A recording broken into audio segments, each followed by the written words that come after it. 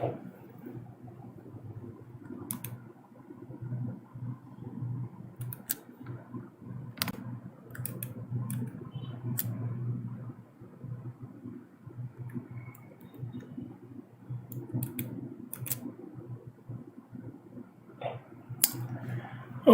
looks like we are live. All right, folks, just a few yes. Please send a few yeses, highs, hellos on chat, just to confirm if you can hear me.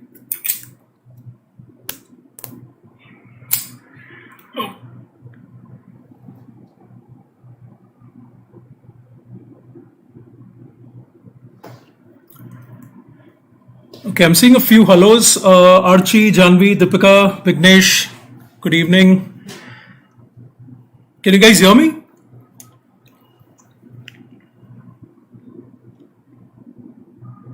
Perfect. So I've gotten one confirmation. All right, great. Yes. So looks like you guys can hear me. Fantastic. So, hey everyone, and welcome to another session in our series of in our Friday series of discussing VARC passages from CAT 2020.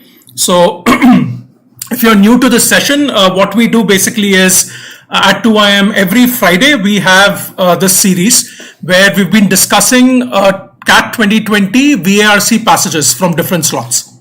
Okay, so as you can see on the slide, today we're going to discuss slot 2 passages, and we've already had 2 sessions.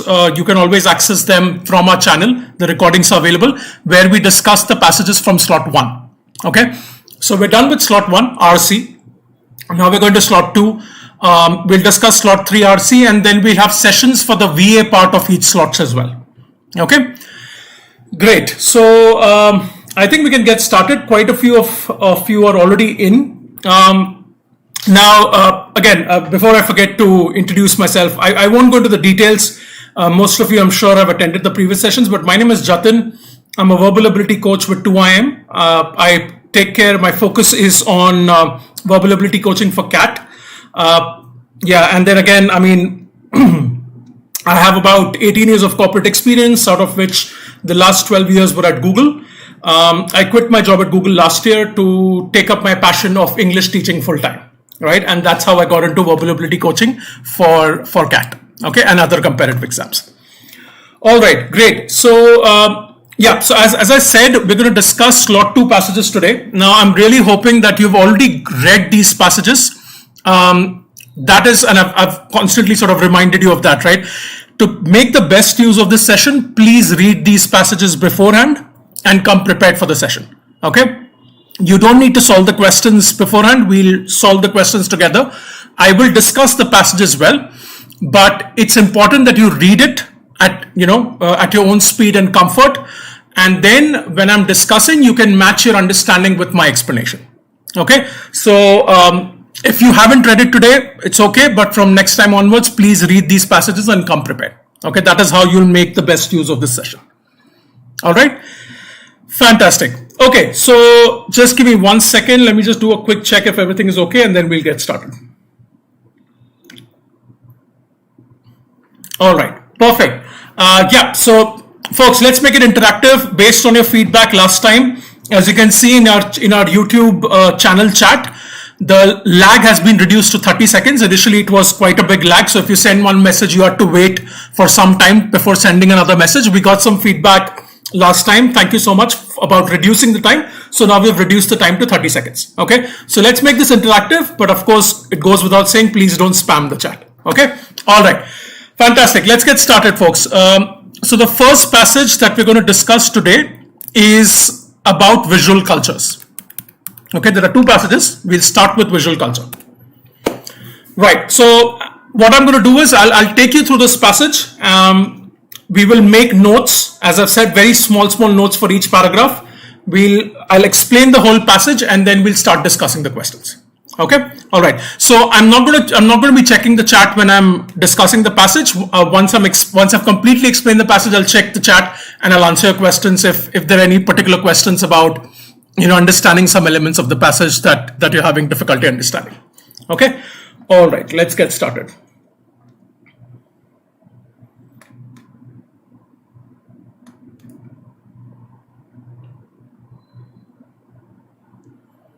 Perfect. Okay. So what do we have here? This passage is about visual culture. Again, ignore the heading. In CAT passages, you will never have a heading. So ignore the heading. This is just, so that our sort of coordination becomes easier. But ignore the heading. Let's get started. And please read it with a lot of interest, curiosity, and energy, right? This is a amazing tip that I can give you for increasing your comprehension. It may sound very obvious, but if you remind yourself at the beginning of every passage that I'm going to read it with a lot of interest, it will really help you comprehend the passage better. Okay, and let me tell you before we begin this passage, this is one of the complex passages that we had in CAT 2020. Okay, so if I look at all the slots, this was one of the most difficult passages. Okay, in this slot and across the slots. So it's definitely complex. So you need to show more interest and energy when you're reading this so that it helps you in comprehension. Okay, all right, great. Let's get started. What does it say? The claims advanced here may be condensed into two assertions. First, that visual culture is what images, acts of seeing, and attendant intellectual, emotional, and perceptual sensibilities do to build, maintain, or transform the worlds in which people live. Okay?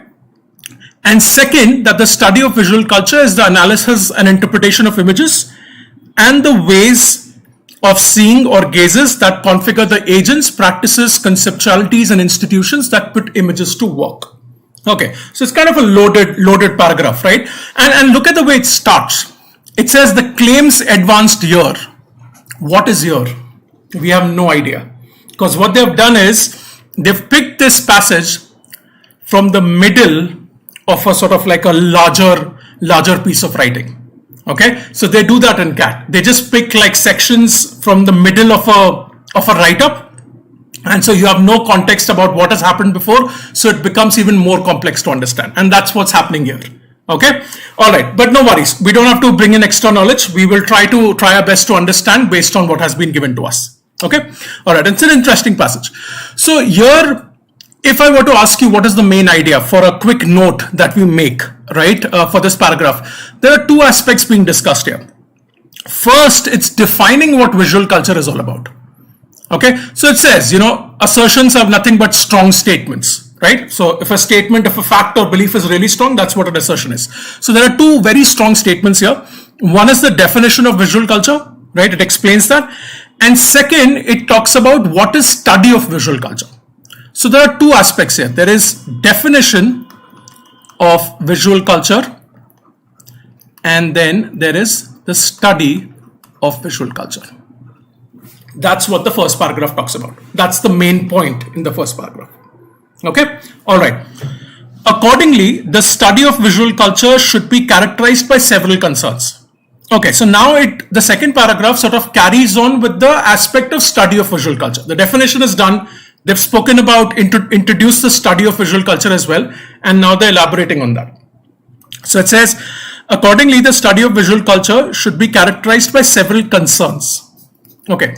Now, concerns here doesn't mean, concerns has sort of like two meanings, right? One is if you're concerned about something, you're worried about something. That's one. And concern is also related to something. So for instance, if I say that this passage is concerned with the study of visual culture, right? So what I'm trying to say is that this passage is related to visual culture, or this passage is about visual culture.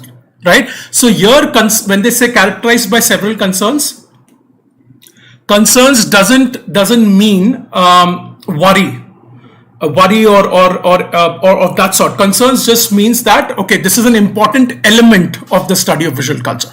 This is what visual culture is concerned about. Okay, so don't get confused. Right. Now, so study of visual culture should be characterized by several concerns. So several important elements. Now let's understand what those important elements are. First, okay, so there are multiple. It starts with the first one. Scholars of visual culture need to examine any and all imagery, high and low, art and non-art. They must not restrict themselves to objects of a particular beauty or aesthetic value. Indeed, any kind of imagery may be found to offer up evidence of the visual construction of reality. So what is the main point of this paragraph? It says that there are several important elements of the study of visual culture. Okay. The first important element is that all images, Now, when it says all, it means all images should be studied. So if you're studying visual culture, make sure to study all images, irrespective of whether they are high in quality, low in quality, art, non-art, anything and everything should be studied, is what they're saying. And that's an important element of the study of visual culture, right? So it also says that don't restrict yourself to beautiful images. Right? Think about it. That can happen, right? If you're, let's say you're somebody who's studying visual culture, you might have a bias towards studying beautiful images because they're interesting. But what the author is saying is that if you want to do a good job of the study, you need to study all images, irrespective of the quality. Okay, that's the main point. And you can see the note.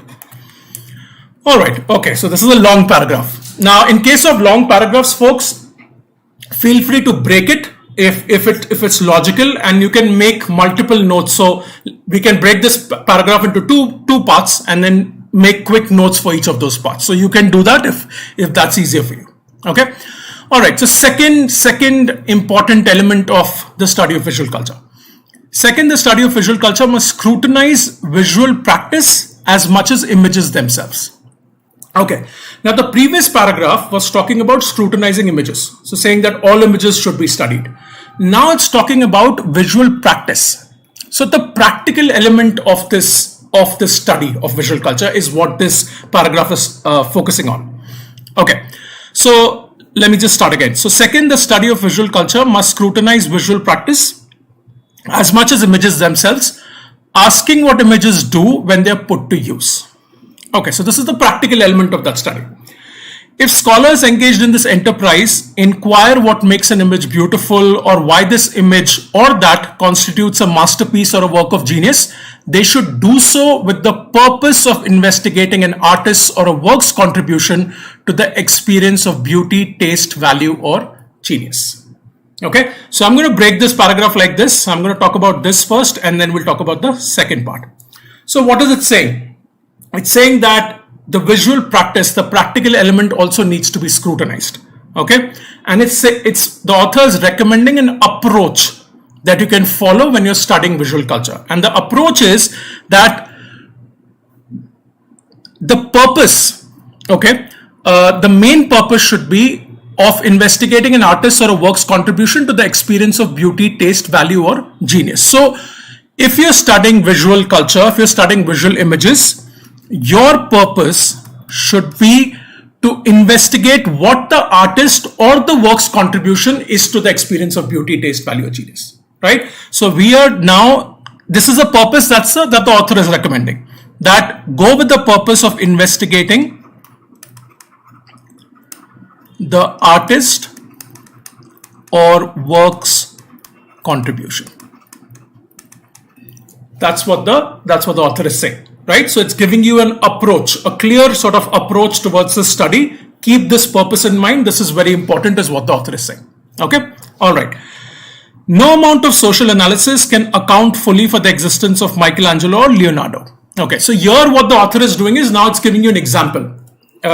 He sort of mentioned the point which we discussed. Now it's giving you an example. Okay, so no amount of social analysis can account fully for the existence of Michelangelo or Leonardo, which are famous artists. They were unique creators of images that changed the way their contemporaries thought and felt, and have continued to shape the history of art, artists, museums, feeling, and aesthetic value. Okay. But study of the critical, artistic, and popular reception of works by such artists as Michelangelo and Leonardo can shed important light on the meaning of these artists and their works for many different people. And the history of meaning making has a great deal to do with how scholars, as well as lay audiences today, understand these artists and their achievements. Okay, so there's quite a bit of information in the second part of the paragraph. But what is the main point here? What the author is saying is that the social analysis is important. Okay, and it's connected to the previous point. So first I spoke about the purpose, now saying that the social analysis is important. The author agrees that, okay, when it comes to big artists such as Michelangelo and Leonardo, they were so huge. They were so sort of, they were geniuses in this field. So no amount of social analysis can do justice. But still, if the study of the critical, artistic, and popular reception of works, it can shed important light on the meaning of these artists and their works for many different people. Okay, so if you're studying visual culture, you need to understand, or you need to figure out, what is the meaning of an artist or work on people. Okay, so that's what it's saying. So anybody who studies visual culture should interpret, or should try to figure out what the meaning is of an artist or their work on people, and that's where the part of social analysis comes up. So it's talking about social analysis because it's to do with the impact on people, right? So it's all connected. This whole paragraph is talking about, basically what is the meaning of an artist or their work on people? What is their impact on people? Right? That's an important element of study of visual culture according to the author. Okay, so those are the important points for this paragraph. Definitely a complex one. This paragraph is quite complex. So, but again, the objective is you don't have to understand each and every line. You just have to get the main idea. Don't fall for that trap that, okay, I'll understand each and every line in this paragraph. It's not going to happen in most cases. As long as you understand the main point, it's fine. Move on. Okay. All right. Now, so that was second. So remember, we're discussing critical elements of the study of visual culture. We've discussed 1, 2, and now we come to third. So third, scholars studying visual culture might properly focus their interpretive work on life worlds by examining images, practices, visual technologies, taste, and artistic style as constitutive of social relations. Okay. The task is to understand how artifacts contribute to the construction of a world. Interesting. So now again, the author is saying that if there is a scholar who's studying visual culture, they should keep in mind the social relation aspect of visual artifacts. Okay. How are they contributing to the construction of a world, or how are visual artifacts contributing to the construction of social relations in a world? Okay, it's quite deep, right? So any kind of painting, any kind of artistic work, what the author is saying is, if you're studying that, you should try to understand how does it contribute to the construction of social relations in a world. Okay. Important methodological implications follow. Ethnography and reception studies become productive forms of gathering information, since these move beyond the image as a closed and fixed meaning event. Okay, so ethnography is to do with it's a study of cultures. Okay, even if you don't understand the word, it's not important. You can still understand the meaning here. So, and it says go beyond the image as a closed and fixed meaning event. We are going beyond, right? We're not considering the image as a closed and fixed meaning event. We're going beyond, and we're trying to understand how it contributes to construction of a world.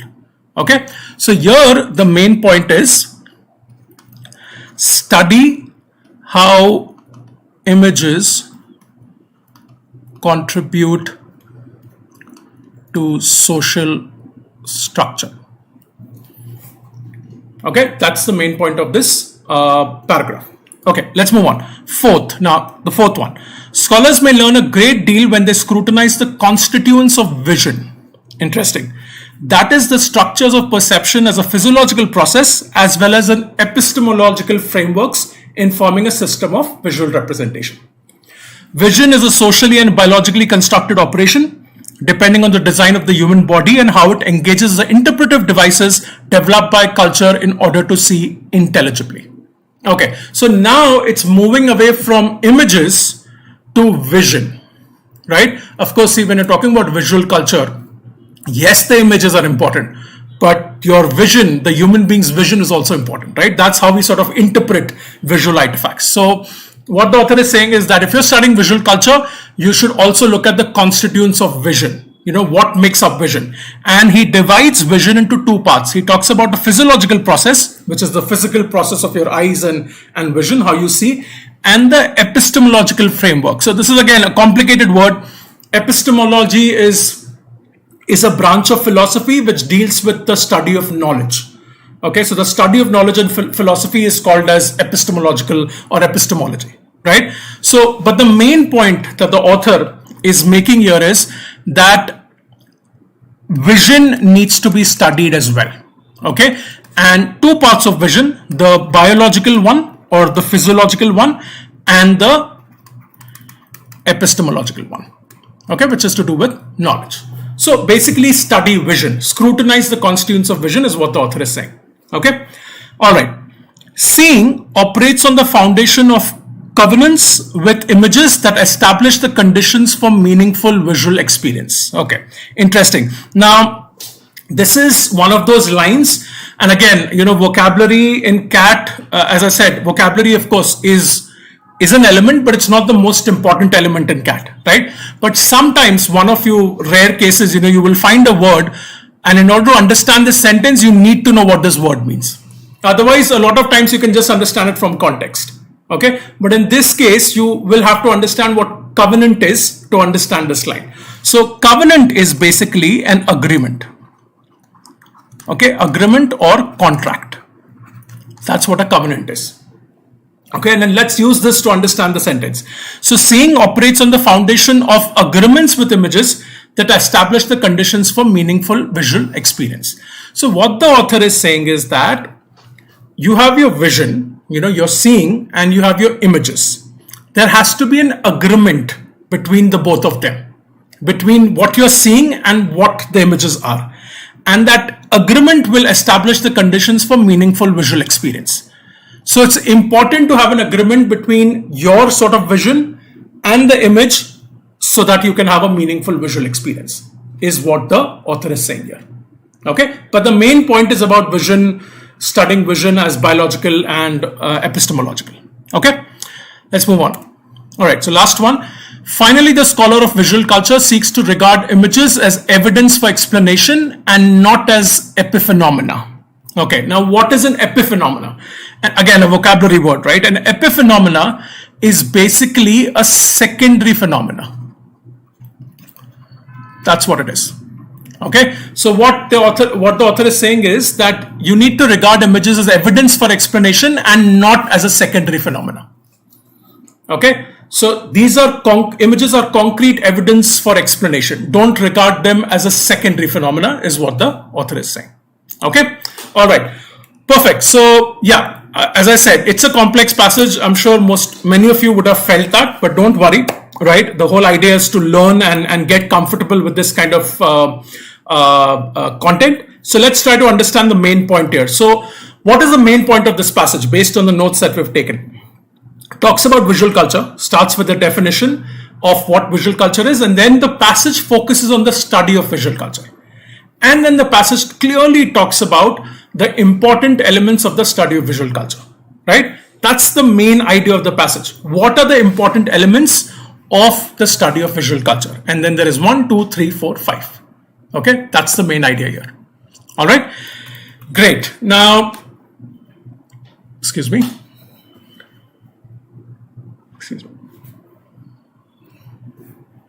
Great.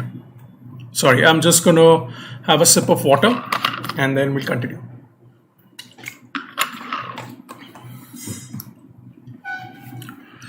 All right, folks. Now, let me see if there are any questions on chat before we go to discussing the passage questions. Okay, just give me 1 second.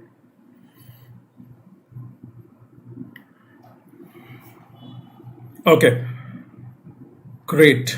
So, okay, folks, any punch in your questions if there's a particular part of the passage that you didn't understand and you want me to repeat before going to the questions. More than happy to discuss that. Just let me know. So I'm seeing some questions here. Yeah, Prithvi says it was a difficult passage to understand. I agree, Prithvi, right? I completely agree. This is one of the most complex passages that we had in CAT. Okay, and it's going to happen, right? There are passages that are going to be easy to medium. There are passages that are going to be medium to difficult. This is one of those difficult passages, right?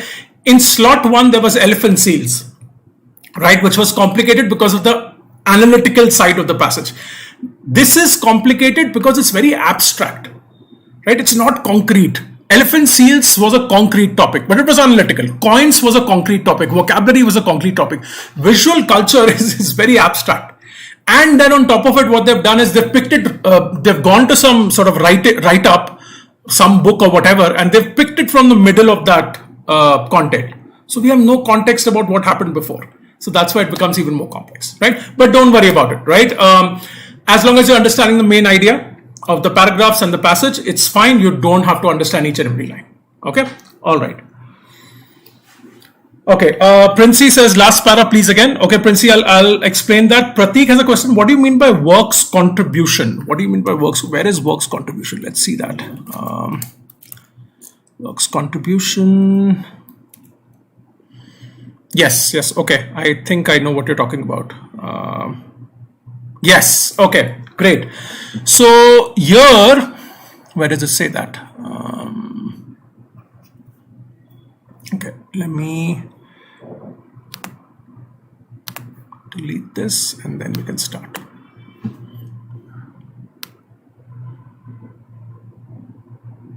Okay, so here the question is about this part. Okay, so basically what the works contribution is, see, you have a visual artifact, right? You have a painting, for instance. Okay, what the author is saying is, if you're a scholar of visual culture, right, your purpose should be to understand what the contribution of that painting or that artist is to the whole experience of beauty, taste, value, or genius.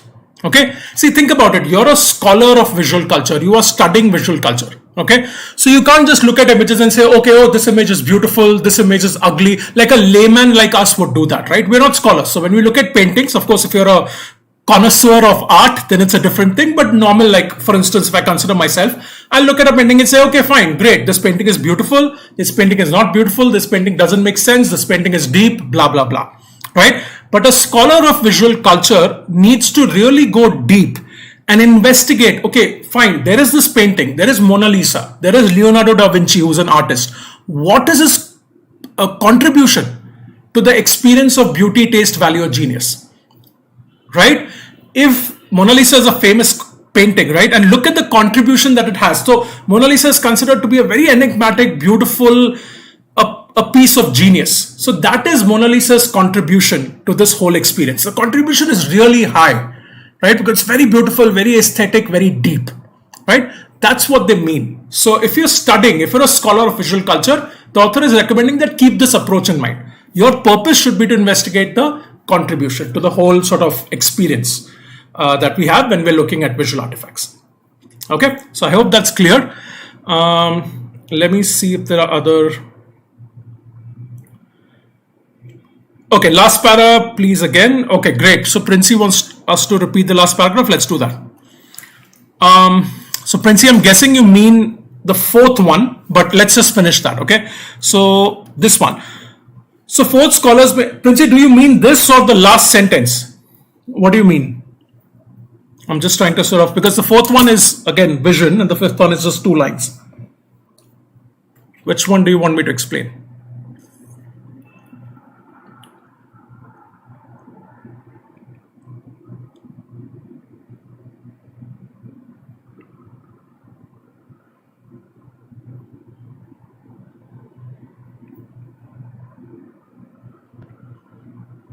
Last sentence. Okay, great. So finally, the scholar of visual. Okay, let's look at this. Finally, the scholar of visual culture seeks to regard images as evidence for explanation, not as epiphenomena.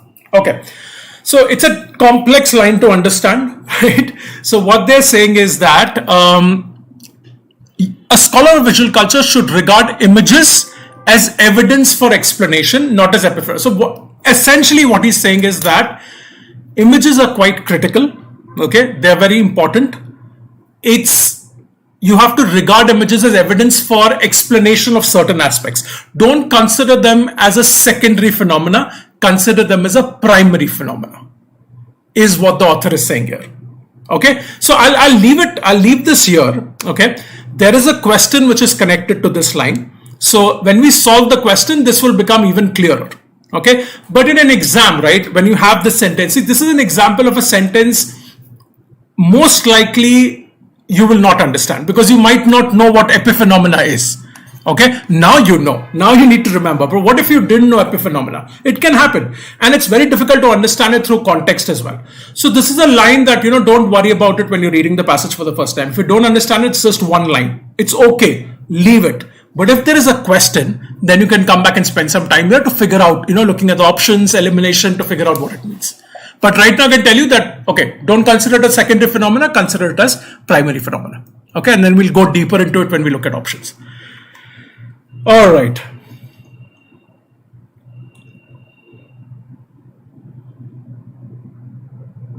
Great. Okay, perfect. Folks, so let's move on. Let's go to questions.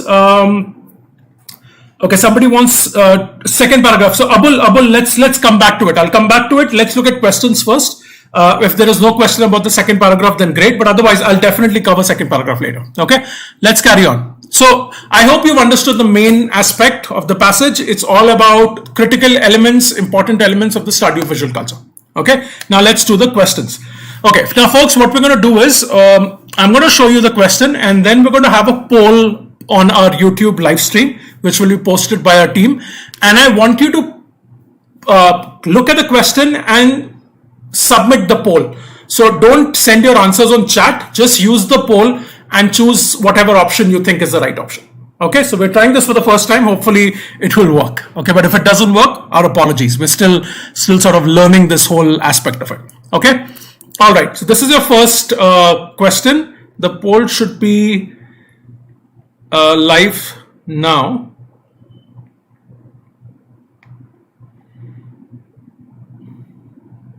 Okay, all right. Now, what does it say? Which one of the following best describes the word epiphany? Oh, fantastic. This is amazing. We started with this. Okay, so remember this in the last sentence of the passage. Now, look at this. Choose the best possible answer. Spend some time, eliminate it. Look at the sentence. You have the link, by the way. The description has the PDF. So you can go to the PDF, look at the sentence again and choose an answer. Please answer the poll on the chat. And then we'll discuss it in a while, in about a minute.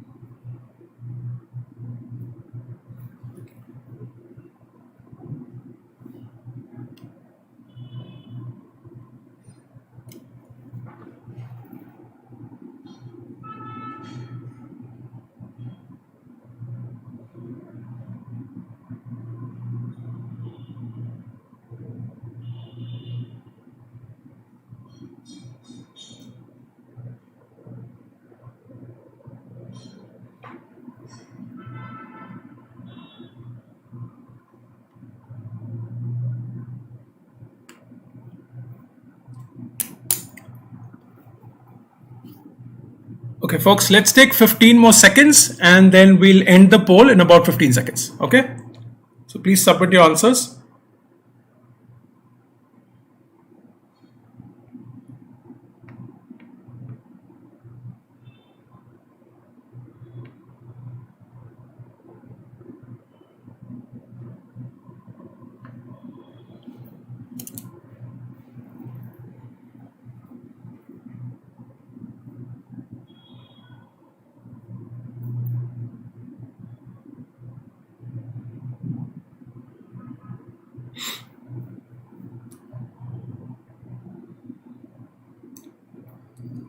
Folks, no need to type your answers on chat. Just select the option in the poll. Okay, so no need to type.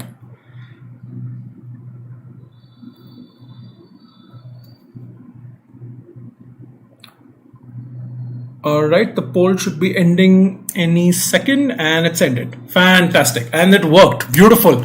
Okay, great. So what is the answer? No need, Neeraj and other folks, no need to type your answers in chat. Okay, the poll has ended. Let's look at the poll. So 49 votes, 75% of you said bravo, phenomena supplemental to the evidence. 14% said alpha, and 6 and 4% for delta and Charlie. Okay, so overwhelmingly 75% of you chose bravo, and bravo is the correct answer. Okay, so bravo for choosing the correct answer. Okay, great. See, folks, 75% of you were able to figure out this question without knowing the clear meaning of epiphenomena. Okay, again, I sort of gave you some sort of understanding, but still you looked at the word, you looked at the context, and you were able to answer it. Okay, so that's what I'm saying. If you encounter difficult words, don't get scared, right? Look at the context and try to understand the word. right? But now you need to, after the session, you need to go and look up the dictionary and understand epiphenomena so that you remember that meaning. Okay? All right, let's discuss this question, folks. So, which one of the following best describes the word epiphenomena in the last sentence of the passage? And we've seen the sentence, right? Finally, the scholar of visual culture seeks to regard images as evidence for explanation, not as epiphenomena. Okay? Right. Now, one trick that you can do with such kind of questions is you can take each of these options and substitute epiphenomena with these options in the sentence and see what fits. That's a hack that I'm giving you. Okay? So take each option, substitute epiphenomena with it and see if it makes sense. Okay, let's do that. So phenomena amenable to analysis. Finally, the scholar of visual culture seeks to regard images as evidence for explanation and not as phenomena amenable to analysis. What analysis are we talking about? There is nothing, there is no sort of mention of analysis anywhere, right? So this doesn't look like the right option. This looks very unrelated. Okay, all right. Phenomena supplemental to the evidence. Now, this is interesting. We have evidence in the same line. Okay, so this might be related, but of course we need to confirm. So let's try to replace it and see if it works. The scholar of visual culture seeks to regard images as evidence for explanation and not as phenomena supplemental to evidence. So consider the images as evidence for explanation. They are evidence. They are not phenomena supplemental to the evidence. So they're not secondary to the evidence, right? Or they don't add to the evidence. They are evidence, is what the author is saying. It's concrete evidence, not epiphenomena, not supplemental or not secondary to the evidence. They are the evidence themselves. Okay, so if you fit it, you will understand that this sort of fits there, and that's why it's the correct answer. Okay, overarching collections of images is again unrelated. Visual phenomena of epic promotions. Now, this is an option which is there to trick you, because when we look at epic, okay, we think, oh, epic is something huge and it's big and it's sort of grand. So this option is there to trap you, right? It's nothing to do with what epiphenomena is. The answer here is option B. Okay, all right, great. So substitute it, and again, I've told you this before as well. After you've read any passage, you should go back and look at the words which were new to you, right? While you're reading, understand the words using context. No need to look up the dictionary while you're reading it. But once you're done with the passage and the questions, please go back and look it up in the dictionary so that it becomes a part of your vocabulary. So now you need to know what epiphenomena is going forward. Okay, all right, great. Question 2. We'll have the poll up on question 2. Let's solve that, please.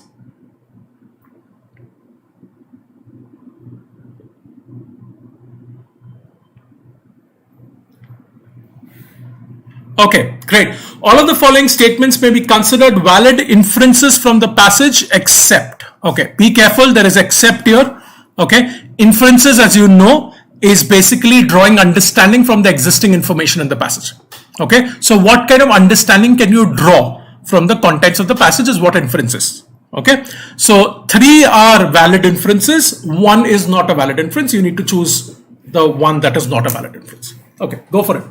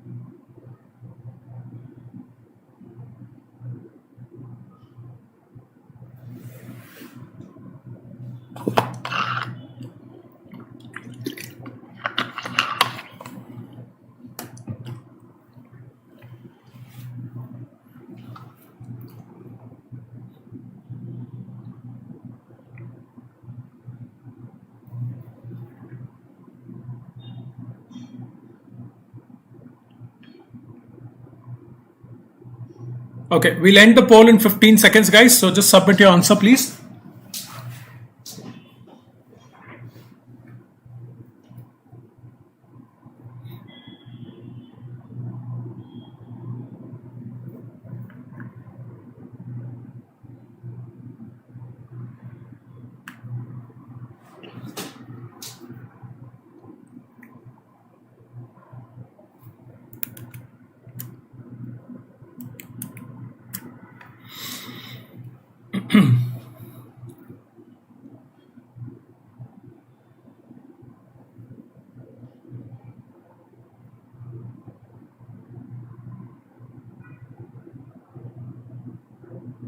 Okay, the poll should be ending any second. Please submit your answers.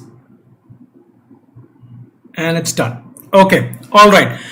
What do we have here? Okay, so we have 67%. It's less than 75, but still it's clearly way more than half of you choose a particular answer. So let's understand that. Okay, folks, you've chosen B as the most popular answer. Okay. All right. Okay. And then 67% of you have chosen B. 16% of you have chosen A, and then C and D. Okay. Let's understand this question. We have to choose an inference which is not valid because we have except. Don't get confused. Okay. All right. So 3 of them are valid inferences. And remember, inferences are just understanding that you're drawing from the passage. Okay. Folks, inference does not always mean reading between the lines. Okay, it can simply be rephrasing the content of the passage. That is also an inference. So the way to look at inference is, what are the pieces of understanding, or what understanding can you derive from the content? That is what an inference is. It's not always between the lines. It can be stated, and the option can just be a quick rephrase or paraphrase of that. That's also fine. Okay, all right. Okay, let's look at A. Artifacts are meaningful precisely because they help to construct the meanings of the world for us. Is this a valid inference that you can draw from the passage? Let's look at the passage. So, artifacts are meaningful precisely because they help to construct the meaning of the world for us. So, do visual artifacts help us to construct the meaning of the world is what we're looking for. Okay. Now, let's look at that. Look at this sentence. We discussed it as well. The task is to understand how artifacts contribute to the construction of a world, and then in respect of social relations, we made a note as well. How images contribute to social structures, how images contribute to the construction of the world. Okay, so this is definitely a valid inference that you can draw from the passage. Okay, so this can't be a right answer because we're looking for except. So this is gone. Okay, we'll come back to Bravo. Let's look at Charlie quickly.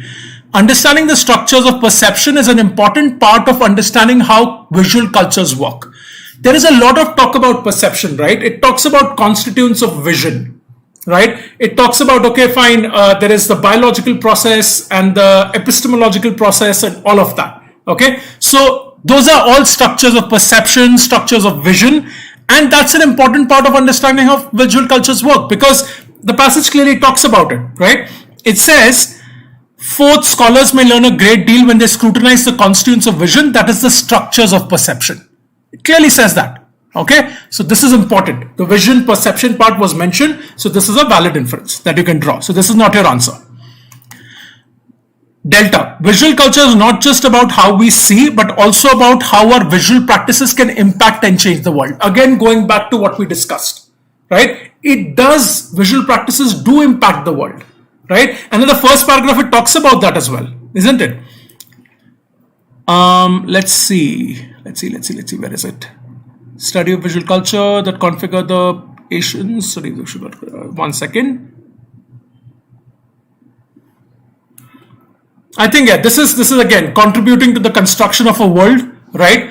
It's again the same sort of concept, which is, it's not just about how we see, but how our visual practices can impact and change the world. They do impact the world, right? They do change the world because the impact is so high. That's why this is not a valid inference. This is a valid inference. Let's look at Bravo.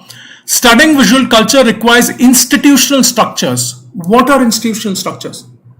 What institutional structures are we talking about? The passage doesn't talk about any kind of institutional structure which is required for studying visual culture.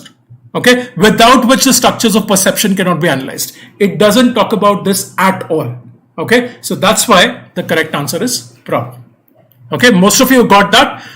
The ones that chose A, folks, A is a clear inference that you can draw from the passage, right? But of course, don't worry if you got it wrong. The passage is complex, so I completely understand where you're coming from. But I hope you now understand that A is a valid inference, but Bravo is not. Okay, all right. Let's go to question 3, folks. The poll will be up, and you can choose your answers.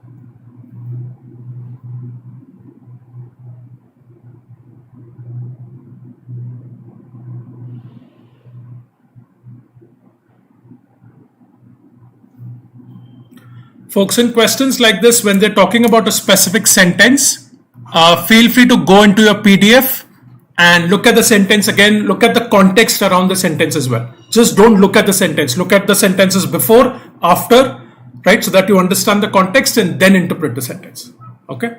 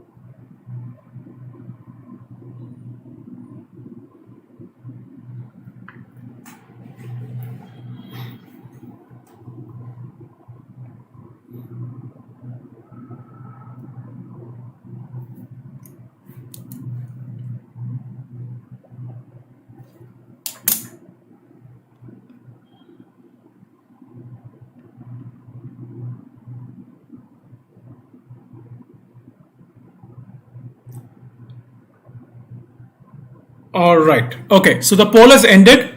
Just remember, just for in the interest of time, we'll give about 60 seconds, a minute for each poll. So just make sure you submit your answers in time. Okay. All right. Now, 58% of you have chosen A, and then 20% have chosen Bravo, and then followed by Charlie and Delta. Okay. All right. So this is the answer that you guys have chosen, about 58% of you. Let's look at this. All right. Now, the sentence is, no amount of social analysis can account fully for the existence of Michelangelo or Leonardo. In light of the passage, which one of the following interpretations of this sentence is the most accurate? So they want you to interpret the sentence, but please interpret it with the context. Okay. So let's go back and let's look at that paragraph again. Yeah, it was in this long paragraph that we had. I'm going to clear the notes and understand it. Okay. What does it say? It starts by saying that the purpose of investigating an artist's or work's contribution to the experience of beauty, taste, value, or genius. So, if you're studying visual culture, understand the work's contribution to the whole experience was the point here. No amount of social analysis can account fully for the existence of Michelangelo or Leonardo. They were unique creators of image that changed the way the contemporaries thought and felt. But then the study of critical, artistic, and popular reception of works can shed important light on the meanings of these artists. So if you remember, the notes that we took was that it's important to investigate an artist's or work's contribution to the whole experience, right? And also the impact on people, okay? Because it says that can shed important light on the meaning of these artists and their works on many different people. So what was the impact on people? What is the impact of a painting or an artist on people is what the author is saying should be incorporated. And this is the social analysis that they mention, right? It's connected to people. That's why it's social. It's called social analysis. Okay. No amount of social analysis can account fully for the existence of Michelangelo Leonardo.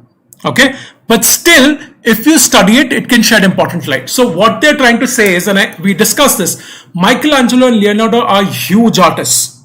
Okay, their impact is widespread, their impact is huge. So you can do a lot of social analysis, but no amount of social analysis can account fully for the stature, because they were so huge and the impact was so big.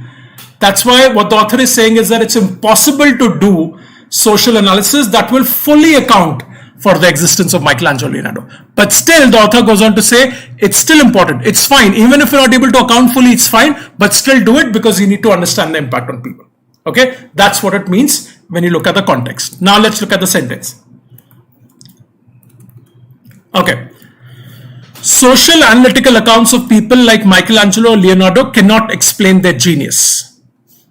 Interesting. So the passage says no amount of social analysis can do justice to Michelangelo or Leonardo. Here it says social analytical accounts cannot explain their genius. Okay, they were too genius, too big, so no amount of social analysis will be enough, is what the author is saying. This looks like a good option. Okay, so you guys have chosen this. Let's hold on to it. Michelangelo, Leonardo cannot be subjected to social analysis because of their genius. Is that what the sentence is saying? That you can't subject them to social analysis? No. In fact, the author goes on to say that even if it's not enough, do it, because you need to understand the impact on people. So there is no way it's saying that it cannot be subjected to social analysis. This is wrong. Okay? No analysis exists of Michelangelo's or Leonardo's social accounts. The passage doesn't mention anything in that regard. Does it say that we don't have any kind of analysis of the social accounts? Right? It doesn't say that. Okay, this is unrelated to the passage. Socially existing beings cannot be analyzed, unlike the art of Michelangelo or Leonardo, which can. Interesting. Socially existing beings. It's a very generic word, very broad word. So basically when it says socially existing beings, that means it's talking about normal people. We are all socially existing beings. Is the passage talking about normal people? Is the passage talking about everybody who's part of society? No, it's just talking about artists. And it's talking about analyzing the impact of artists on people. So here when it says socially existing beings cannot be analyzed, this is out of scope. Because the passage doesn't talk about people in general, it just talks about artists, right? So this is out of scope. That's why your correct answer is alpha. 58% of you got it right. Congratulations. If you didn't, I hope you now understand why it's not the correct option. Okay. All right. Let's move on. Question 4. So the poll will be up, guys, for 60 seconds. Please submit your answer and then we'll discuss.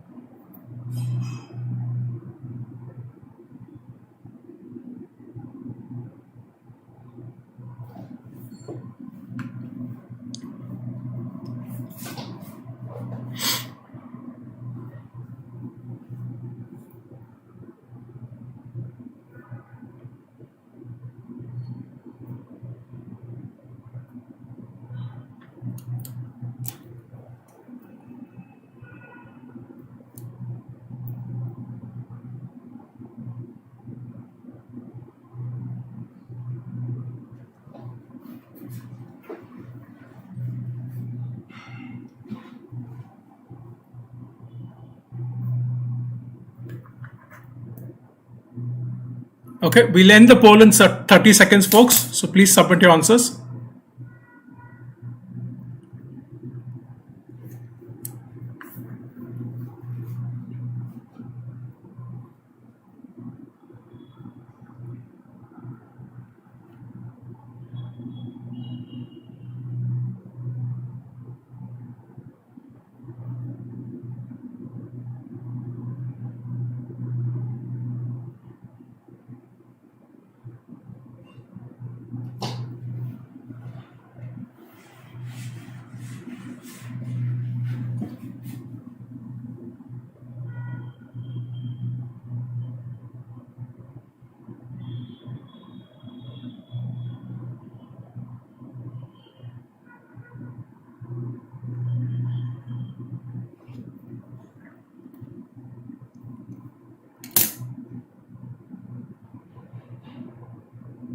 Okay, it's about to end.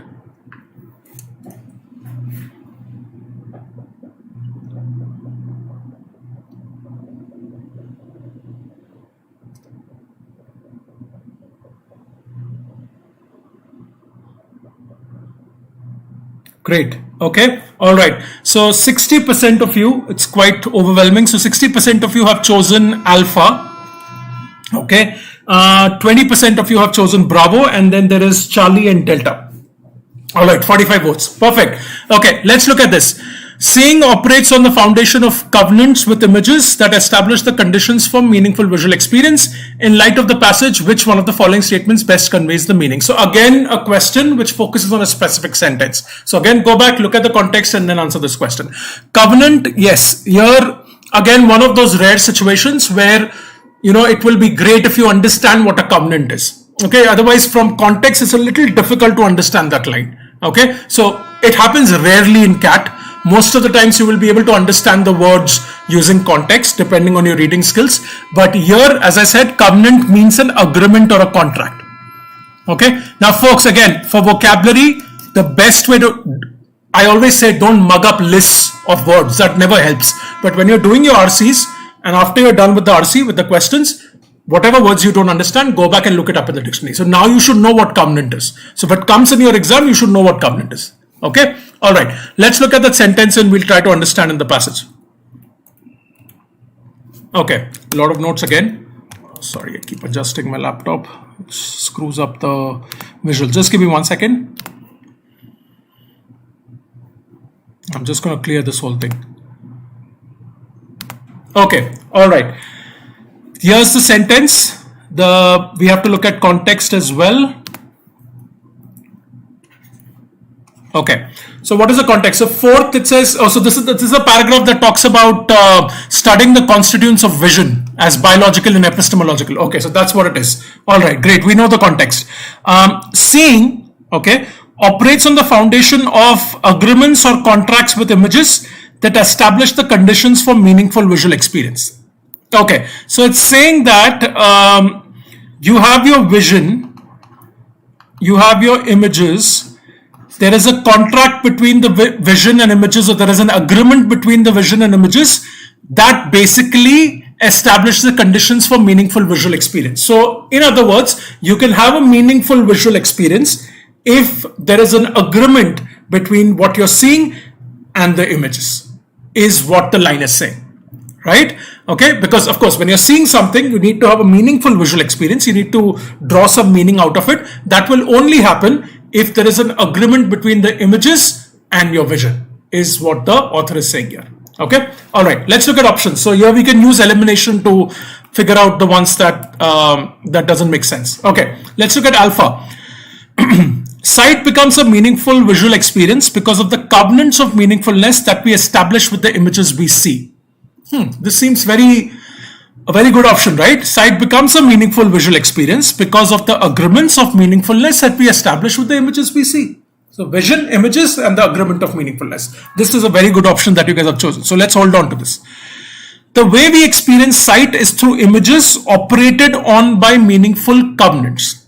The way we experience sight is through images operated on by meaningful covenants. See, first of all, the covenant, the agreement is not meaningful. the agreement is not meaningful. There has to be an agreement between images and seeing for you to have a meaningful visual experience. But the agreement essentially is not what is meaningful here. Okay, and it's talking about the way we experience sight.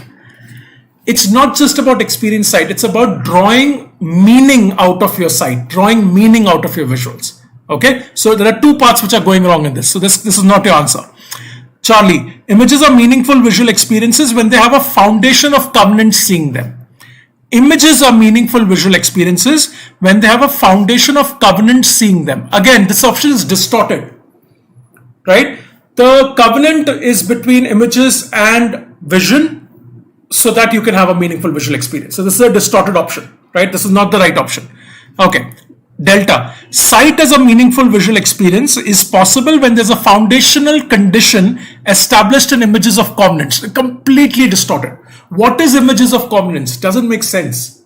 Images of agreements? Is that what we're saying? No. Right? So completely distorted. It's there to confuse you. 60% of you chose A, and that's the right answer. Okay? Amazing. Great. Let's look at the last question quickly. Which set of keywords below most closely captures the arguments of the passage? Okay, arguments are basically opinions or the main points of the passage, right?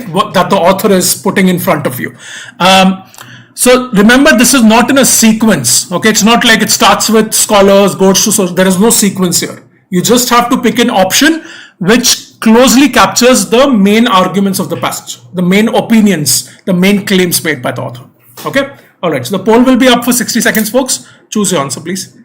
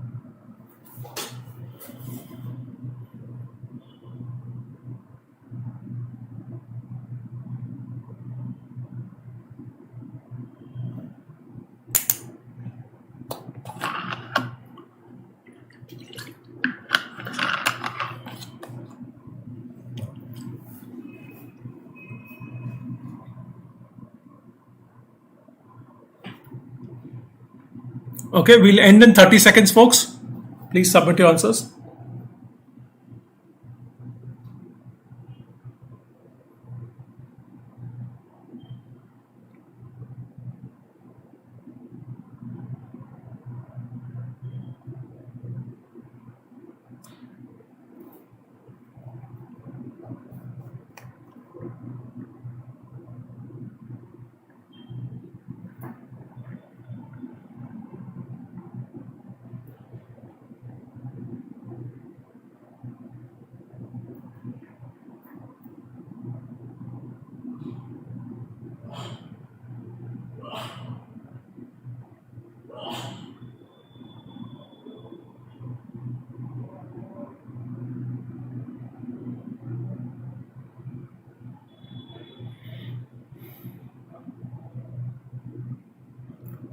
Okay, the poll will be ending within a few seconds. Please submit your answers.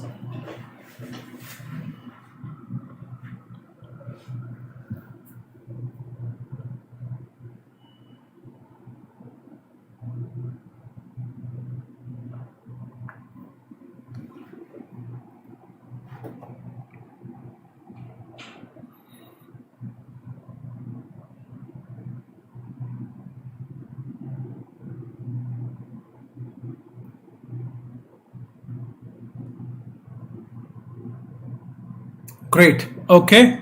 Oh, all right. So you guys are split here. Interesting. Okay. This is split. So this is the first time you guys are almost equally split between two options. All right. Okay. This is good. This is good discussion. So 38% of you have chosen Charlie. Okay. And 35% of you have chosen Alpha, followed by 14 and 11% for Bravo and Delta. Okay, let's look at this. Which set of keywords below most closely captures the arguments of the passage? Now, when you remember, folks, when you're looking at arguments of the passage, these have to be claims, opinions, main points in the passage. Okay, they have to be main points, right? They have to have some weight. You can't just pick one example and say, okay, this is what I'm going to choose. Any kind of examples most likely should not figure in your answer, because that can't be a argument, right? It will be an example. An argument has to be an important claim. Okay, all right. So Alpha and Charlie. So let's look at that. Let's look at Alpha. Visual culture, aesthetic value, lay audience, visual experience. Okay, visual culture is definitely important because that's what the passage is all about. Aesthetic value. Is this an important? Is this an argument? Important argument in the passage, folks? Aesthetic value was mentioned in reference of, if I'm not wrong, it was mentioned once or twice, where it said that we need to study all images irrespective of their aesthetic value. It's a very small part, right? It's not a main argument in the passage. Okay. Lay audience. Again, lay audience is mentioned in the passage, yes, but it's just mentioned once and it's a very small point. Don't go by how many times it's mentioned. That's not what I'm saying. But I'm saying lay audience is a very sort of minor element in the passage. Is it an argument? Is it a main point? Not really. Visual experience, okay, we can say visual experience is something which is important. But lay audience and aesthetic value are not main points. So Alpha is not your answer. Okay. All right, let's look at Bravo. Scholars, social analysis, Michelangelo and Leonardo, interpretive devices. Excuse me. It's quoted an example. It's giving an example. This is an example. This is not an argument, right? Michelangelo and Leonardo was mentioned in reference to a broader point. So this can't be your answer. Let's look at Charlie. Imagery, visual practices, life worlds, structures of perception. Okay, imagery is important. All right, visual practices definitely talks about that. The second paragraph is all about visual practices. Life worlds, which is the world, impact on the world. Structures of perception is to do with the vision, right? Final paragraph. So this is a good sort of option. We'll hold on to it. Visual construction of reality, work of genius, ethnography, epiphenomena. Okay, these are all big words that they've chosen, but these are all small examples or small minor points. This is definitely not the main points. These are big words, but not the main arguments in the passage. So this is not your answer. The answer is Charlie. Okay, great. Okay, folks, so I understand that this passage is difficult, right? We've spent a reasonable amount of time here. We'll go to the second passage now, which is a little easier. So we'll quickly breeze through it. A tip that I can give you now is, see, this passage is a part of a larger write-up. So typically that's how CAT passages are, right? They pick from, so if you go on the internet, right, and if you plug in a few sentences on Google, you will get the source of this passage. Typically that's what happens in CAT. Okay, so what I'm going to do, and what I strongly suggest that you do as well, is this is abstract content. You need to get used to it because this can come in your exam as well, this kind of content. Google a few lines, look at the source and try to read that source. Okay, so I'm going to do that. I actually, before the session, I Googled it and I figured out the source. So it's part of an online book. It's part of a PDF. Okay, it's a long PDF. I'm not saying read the entire PDF, but read some sections of it, right? Just to get exposure to the abstract content. Okay, that will really help you in sort of becoming comfortable with this kind of content. So do that. I'm going to try and attempt to read the entire PDF. Let's see if I'm successful, but definitely read up some part of the PDF. Okay, all right, great. Let's move on, folks. And if there's time at the end, I will answer questions about this passage. All right. Okay. Let's look at the next passage. Now I'll explain it quickly and then we will discuss questions. All right. So this passage is about piracy. Again, ignore the title. Okay. 174 incidents of piracy were reported to the International Maritime Bureau last year, with Somali pirates responsible for only 3. Okay, so it's talking about the number of piracy incidents that were reported. Maritime is to do with navy, right? Waters, navy, and all of that. Okay, so 174 incidents of piracy, but with Somali pirates were only responsible for only 3, is what it's saying. Okay, the rest ranged from the discreet theft of coils of rope in the Yellow Sea to the notoriously ferocious Nigerian gunmen attacking and hijacking oil tankers in the Gulf of Guinea, as well as armed robbery of Singapore and the Venezuelan coast and kidnapping in the Sundarbans in the Bay of Bengal. Okay, so a lot of examples here, right? Lot of sort of examples of how piracy and where piracy happened and stuff like that. Okay, for Dr. Peter Lair, an expert on modern day piracy, the phenomena's history should be a source of instruction rather than entertainment. Piracy past offering lessons for piracy present. Okay, interesting. All right.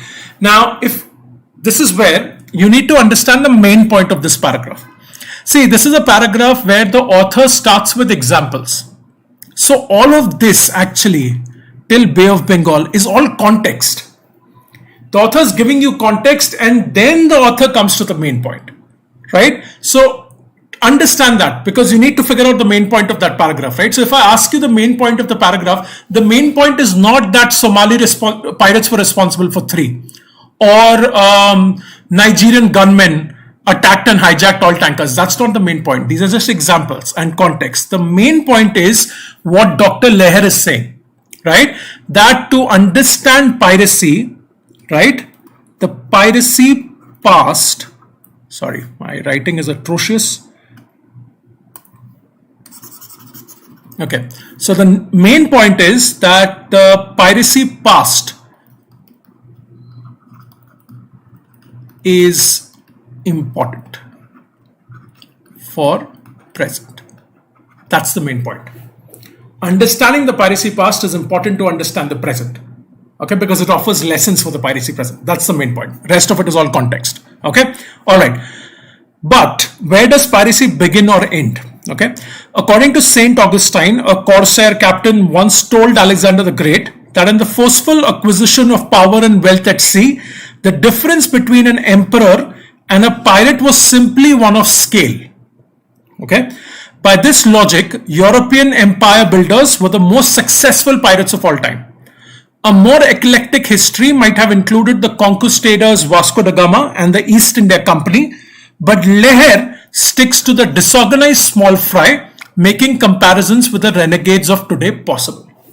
Okay, so interesting point. So what it's doing is, what's the main point here? Before we main point, let's try to understand the entire paragraph, then I'll give you the main point.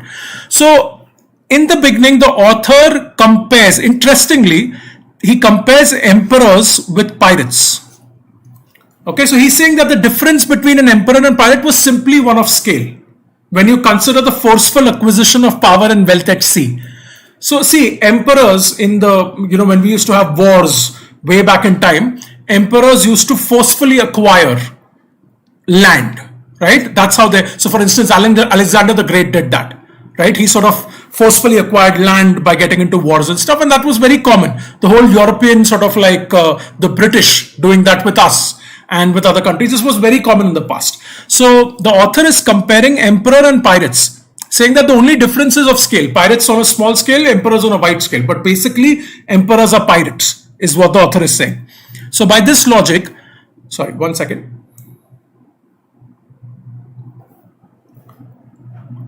Sorry for the disturbance. Okay, by this logic, European empire builders were the most successful pirates of all time. Okay, and more eclectic history might have included Vasco da Gama, East India Company, but Leher sticks to the disorganized small fry. So the main point here is that Leher says that piracy past is important for present.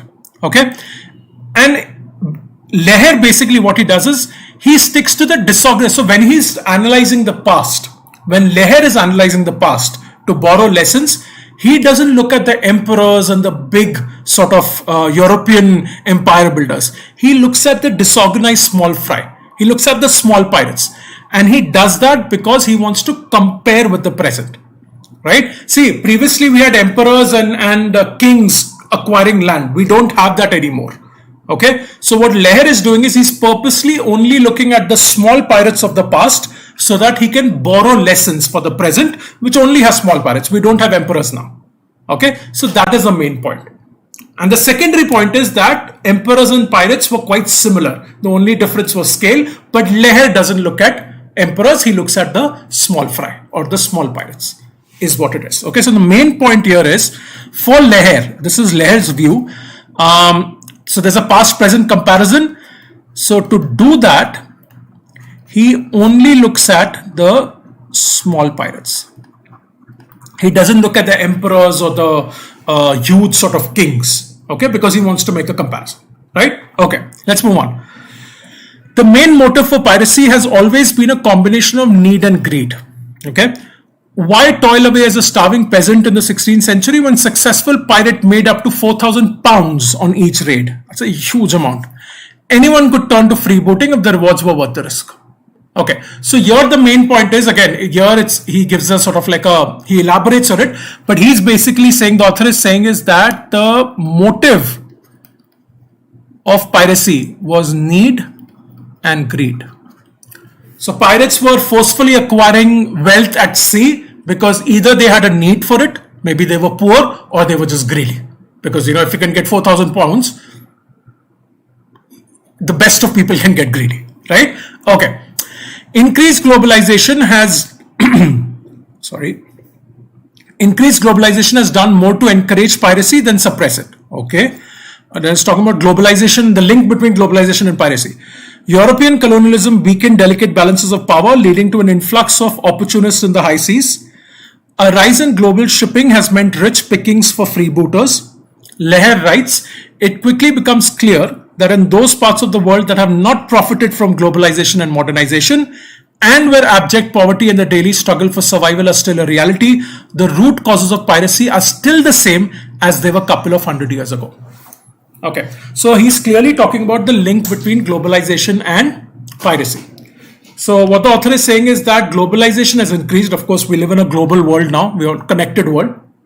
But the author is saying that globalization has done more to encourage piracy than suppress it.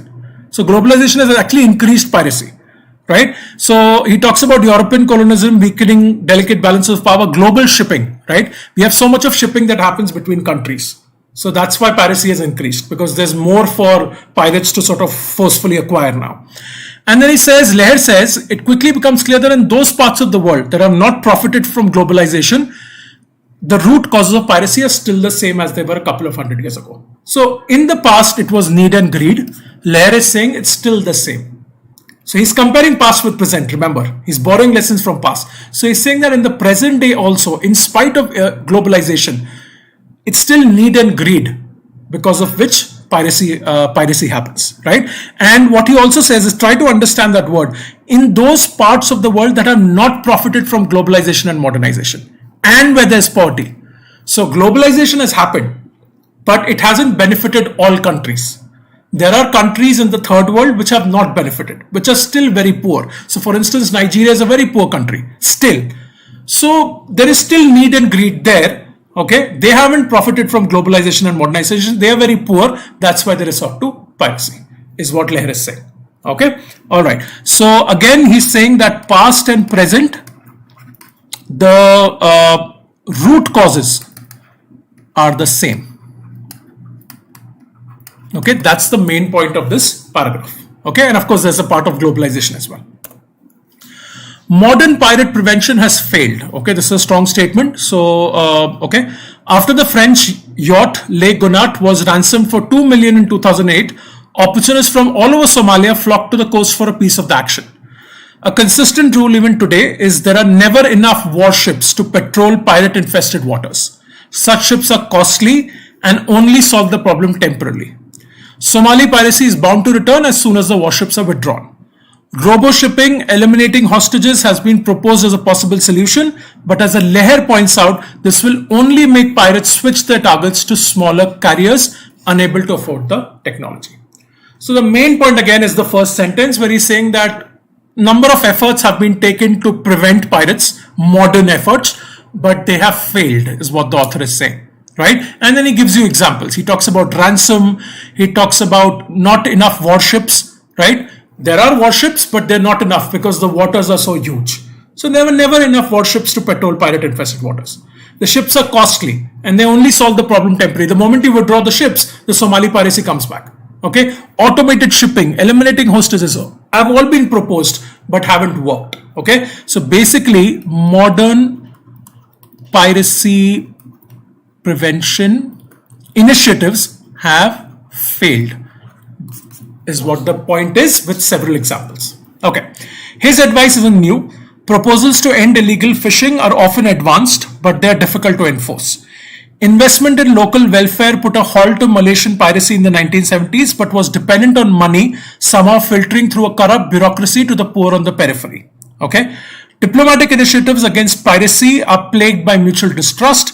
The Russians execute pirates while the EU and US are reluctant to capture them for fear they'll claim asylum.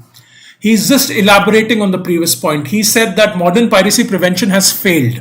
He gave you examples. He further elaborates on that, right? He talks about proposals to end illegal fishing. Then advanced, he agrees, but difficult to enforce. So it doesn't work. Investment in local welfare worked for some time, but then it didn't work in the long term. Diplomatic initiatives don't work because of mutual distrust, right? So again, again, several proposals, right? Which are again your modern proposals have not worked to prevent piracy. It's just elaborating on the previous point. Okay. All right. Great. So that's your passage, folks. This is a relatively easier one. I hope you noticed that. The main point of the passage here is, of course, it talks about piracy. Leher says, look at the past, borrow lessons for the past to understand the present, right? And then he also goes on to talking about how modern piracy preventions have failed, right? So basically, he's just, the main point here is he's highlighting the problem of piracy, right? That piracy is a huge problem, right? We haven't been able to solve it. Solutions have failed. And he's also saying that, you know, we have to sort of continue to try and solve this problem. And to solve this problem, we'll have to borrow lessons from the past, is what the main point is. Okay. All right. Great. Let me look at chat. Anything that you want me to repeat, folks? Just let me know on chat if there's anything in the passage that you want me to repeat before we go to questions.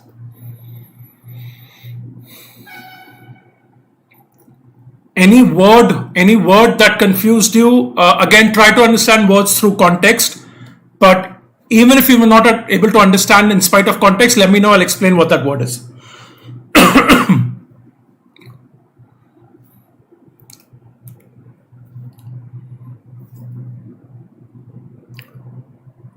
Can I get a few answers on chat? If you're good to go, then we will proceed. Or if you have questions, let me know.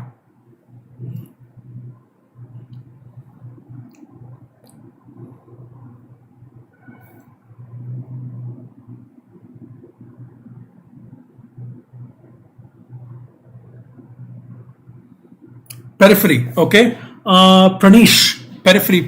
Let's understand where periphery is. Periphery is border, usually, the border outside. But let me try to explain it to you with context. Periphery, I think it's with the warships, right? Should be there. Where is periphery? Oh, okay. Here we go. All right. His advice is new, but was, okay, investment in local welfare put a halt to Malaysian piracy in the 1970s, but was dependent on money somehow filtering through a corrupt bureaucracy to the poor on the periphery. Okay, so periphery, Pranish, is the border, okay, the outside border. That's what the periphery is. So what the author is saying is that, see, in a society, the poor always exist on the periphery, right? So the main part of the society, the nucleus of the society, the central, the society are the rich people, right? And the poor exist on the periphery, is what he's saying. So the point here that he's trying to make is that there was a considerable investment in local welfare, right? Which was done in Malaysia in the 1970s to halt piracy. Because if people are poor, they will resort to piracy. So what they were trying to do is they were trying to boost the local welfare. They were trying to sort of improve their conditions. But the problem was there was a lot of corruption. So the money that was allocated for local welfare had to filter through a corrupt bureaucracy it had to sort of from the center to the periphery. So you have the bureaucracy in the center, the rich folks. From it to go to the periphery, a lot of it sort of got lost. A lot of that money got lost. So the poor actually got only a fraction of the money that was allocated to local welfare. Okay, that's what the point is. Great. Okay, perfect. So ready to solve questions? Let's do it. So we'll have the poll up, folks. Again, a lot of questions here in this slot, if you notice, about specific statements. Okay, so in this case, folks, as I said, you will have to go back to the passage and read the sentence with the context. Don't just read the sentence alone. Read the paragraph, what is before, what is after, and then try to understand it. Okay, all right. Please answer this question. We'll have the poll up.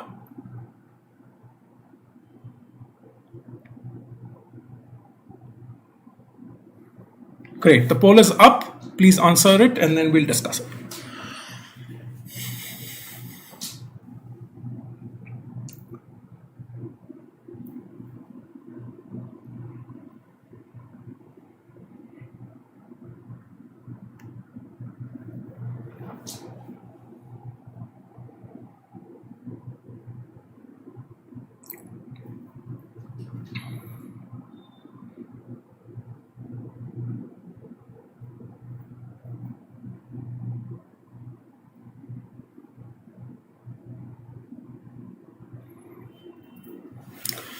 Now, again, a general tip that I always say is, please read each and every option. Even if you think you've got the right option, please read each and every option and pick the best one possible.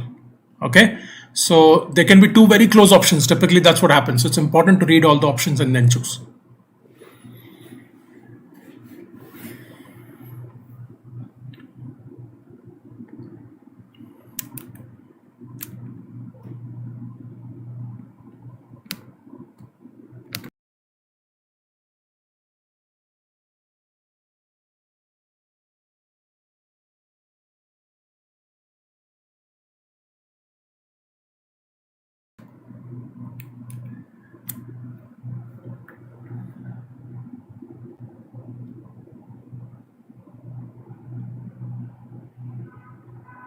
Okay, we'll end the poll in 30 seconds, folks. Get ready to submit your answers.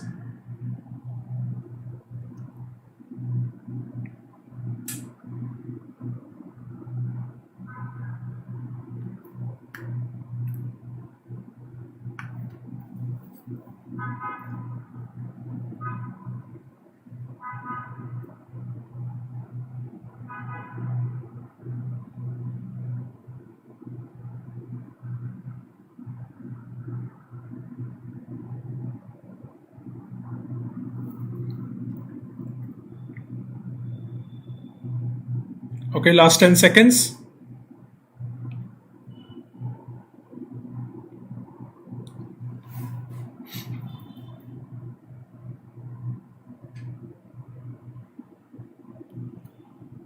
Yeah, ending now.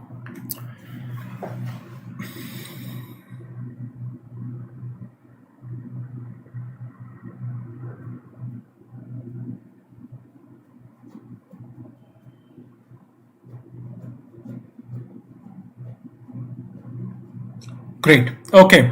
All right. Okay. We don't have 50%, but we do have 44%, which is almost half. So almost half of you have chosen Bravo. All right. 31% of you have chosen Alpha. All right. 13% for Charlie and Delta. Okay. So there is a split between Alpha and Bravo, with Bravo winning. Right. Okay. Let's understand this. Okay. So let's understand this with the context. Okay. In the paragraph. Let's go back. I'm going to clear the notes. All right. Okay. But where does piracy begin or end? Okay. According to St. Augustine, a corsair captain once told Alexander the Great that in the forceful acquisition of power and wealth at sea, the difference between an emperor and a pirate was simply one of scale. So remember, we discussed they're comparing emperors and pirates, right? So emperors used to forcefully acquire land, they can do that through sea as well. Pirates do that. So what the author is saying is that there is similarity between them. The only difference is scale. Emperors operate on a huge scale, pirates on a small scale, but he's considering emperors as pirates. An example is Alexander. Okay. By this logic, European empire builders were the most successful pirates of the time. Okay. So because the British or Europe did that, right? They acquired land forcefully. They ruled us, they ruled a lot of nations. So by this logic, they are the most successful pirates of all the time, right? Operating on a huge scale. A more eclectic history. Now, eclectic is a beautiful word. Eclectic means diverse. Okay. By the way, this is like a common word. It's not a rare word. So you should know what eclectic means. I wouldn't say it's common, but it's not a very rare word. So eclectic is diverse, right? So if I say that if I say you have an eclectic taste in music, that means you listen to different genres of music, right? You listen to pop, you listen to rock, reggae, rap, very diverse, right? Okay. A more eclectic history might have included the conquistadors, Vasco da Gama and East India Company, right? Why not, right? They were also conquerors, just like Alexander and European empire builders. So they would have also been considered pirates by this logic. But Leher sticks to the disorganized small fry, making comparisons with the renegades of today possible. So what Leher did was, he wanted to compare the past with the present for piracy, right? Now we don't have emperors, we don't have conquerors anymore. So what he did was he purposefully looked at only the small pirates of the past so that he can strike a comparison with the present. That's all he did, right? He ignored the big ones, the kings and the conquerors. He just looked at the smaller guys. Okay. All right. Now let's try to answer the question. From this statement, we can infer that the author believes that. So you guys chose Bravo. Okay. Let's look at Bravo. The disorganized piracy of today is no match for the organized piracy of the past. Is that what this sentence means? Can you infer this from the sentence? Is that the point here? That the disorganized piracy of today is no match for the organized piracy of the past? Are we striking a comparison between the piracy of today with the piracy of present? Sorry, the piracy of today with the piracy of past? Think about it. What Leher is saying is you need to borrow lessons from the past. You need to understand the past to understand the present. But he's not striking a direct comparison between piracy of past and piracy of today. That's not the point in the passage. The idea is to learn from the past, not compare the past and the present. Okay, so it's a tricky one. That's why Bravo is not the right answer. Okay, C and D are also not right. Leher does not assign adequate blame to empire builders for the Leher doesn't do that. All Leher is saying is Leher picked only the smaller guys for the sake of his comparison. Leher did not say that adequate blame should not be assigned to empire builders. He just didn't consider them for his analysis. Okay, Vasco da Gama, the East India Company, laid the ground for modern piracy. Okay, again, this is out of context. We are not talking about the past laying the ground for modern. We're just borrowing lessons from the past. Okay, so alpha is the right answer. Colonialism should be considered as an organized form of piracy. We discussed that, right? The author is comparing conquerors with pirates. Okay, he's saying that they're the same. It's just a difference of scale. And colonialism, all about conquering. European colonialism or any kind of colonialism is all about conquistadors or conquerors. So that's why what the sentence means is that colonialism should be considered as an organized form of piracy. Okay, it's a tricky one, but alpha is your answer. Okay, all right. Let's go to question 2, folks. We can deduce that the author believes that piracy can best be controlled in the long run. Okay, choose your answer. And in the meantime, if there are questions on the first one, I'll discuss that.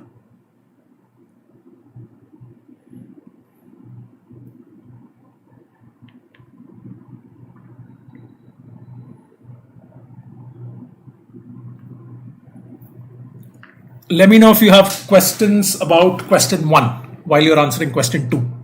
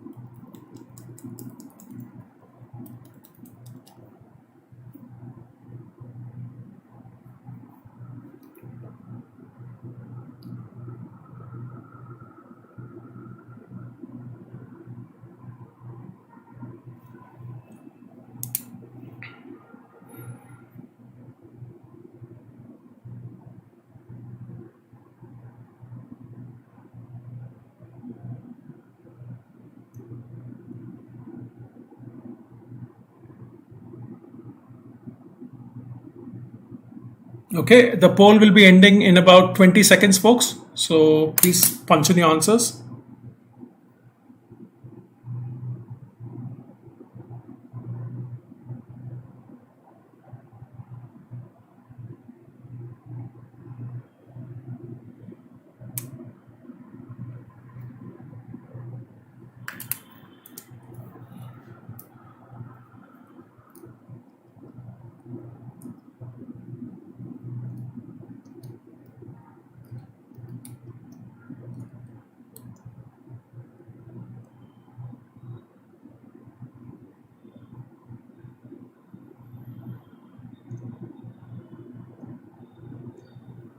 Okay, ending any second now.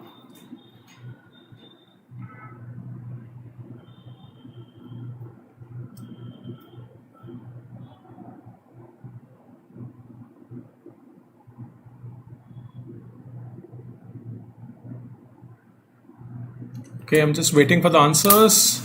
Let's see. I'm excited to see what you guys choose. Great. Whoa. Okay, so we have 60%, quite overwhelming. 60% of you have chosen Bravo. Okay. 21% Delta. Okay. 12% Alpha, and then 4% Charlie. Okay, so Bravo seems to be the answer, right? Let's look at it. We can deduce that the author believes that piracy can best be controlled in the long run. So what does the author say? How can piracy be controlled in the long run? Okay, let's look at Alpha. Through international cooperation in enforcing stringent deterrence. Does the author say this? That if we have international cooperation in enforcing stringent deterrence, piracy can be controlled in the long run. In fact, the author alludes to this, that this method actually failed. Remember, there is this whole paragraph about, multiple paragraphs about what kind of modern piracy initiatives failed. One of them was this, the diplomatic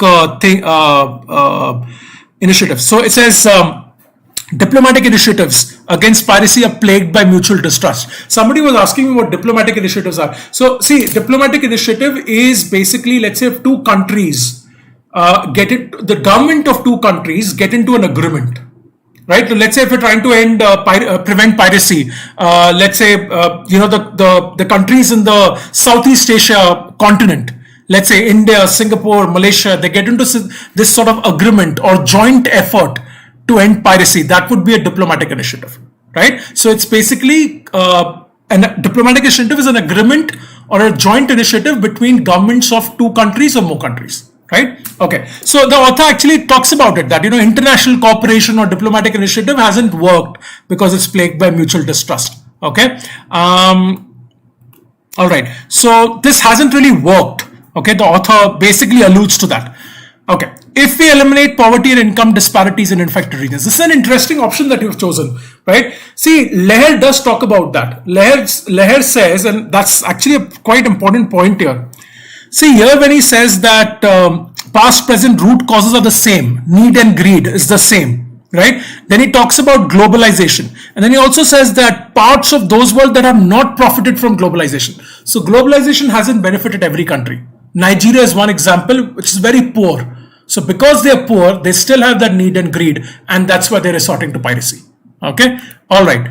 So, so if we eliminate poverty and income disparities in affected regions, can piracy be controlled? Might be. It makes sense. Okay, so let's hold on to this. We'll hold on to this. Through the extensive deployment of technology to track ships and cargo. Now, again, this is an initiative he clearly says hasn't worked. Okay, so this is wrong. Through lucrative welfare schemes to improve the lives of people in affected regions. In fact, the author gives you the example of Malaysia, where they did this, but it didn't work because it didn't trickle down to the periphery of the poor. So this didn't work. Okay, so basically your answer is Bravo. I'm very happy that 60% of you got it. If you didn't get it, don't worry about it. But the fact that most of you got it, that means you understood the passage. This was one question where you had to understand, draw an inference. Okay, and these questions are not easy. So good on you. Be happy that you got it right. And if you didn't, just spend some time and try to understand it. Okay, question 3. Again, a sentence. This is I'm just noticing now that this slot last year, this was not my slot was 3, but in this slot there were a lot of like specific detailed sentence questions. Okay, all right. Why toil away as a starving peasant in the 16th century when a successful pirate made up to 4,000 pounds on each raid? In this sentence, the author's tone can best be described as being. Tone questions are tricky. Okay, usually they are tricky because you have to understand the tone of the author, which is not going to like scream at you from the content, right? The meaning will scream at you, but the tone you'll have to understand a little bit. So it's a kind of tricky. Spend some time here and vote on the poll, please.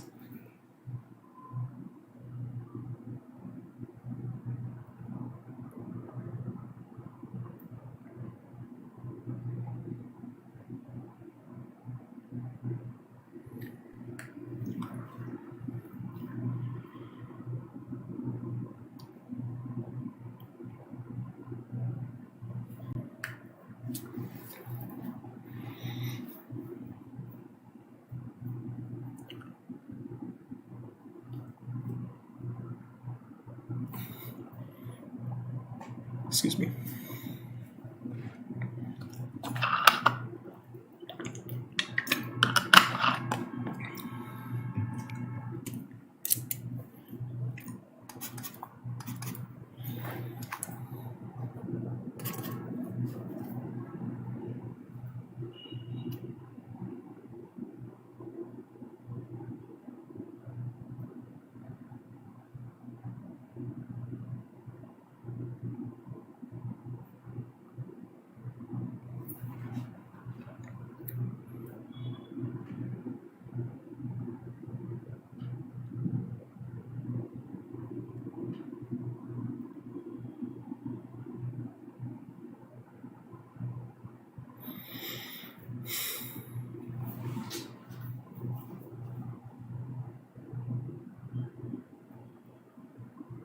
Okay, we're ending in 30 seconds, folks.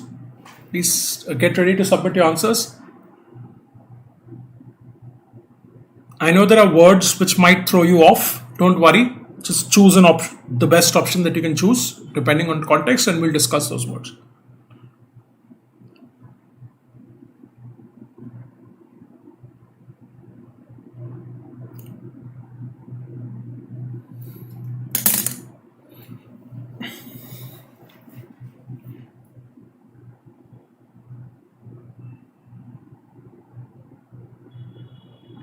Okay, we are ending in 5 seconds.